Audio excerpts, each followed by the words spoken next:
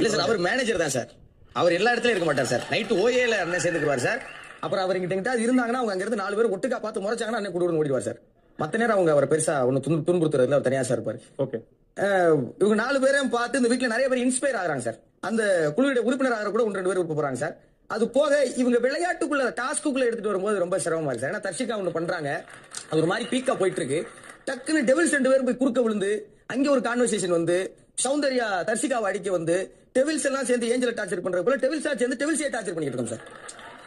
இப்ப எங்களுக்குள்ள போல சித்திரவதைகள் நடக்குது சார். அதே போல ஜெஃப்ரிக்கு இந்த வீட்டுல ஒண்ணு நிச்சயம் சார், இங்க யாராவது ஒருத்தர் உண்மையிலேயே சிரமப்படுறாங்கன்னா எல்லாருமே போய் நிப்போம் சார். அதுல எந்த மாற்று கருத்தும் இல்லை சார். அந்த வீட்டுல இருக்க ஒவ்வொருத்தருக்கு இருக்கு சார். அதை கொஞ்சம் அதீதமா பண்ணும்போது என்ன ஆயிருது அப்படின்னா மத்தவங்களுடைய விளையாட்டை ரொம்ப ஜெஃப்ரிக்கு சாப்பாடு பிடிச்சிட்டு 2 பேர் நிக்கிறாங்க சார்.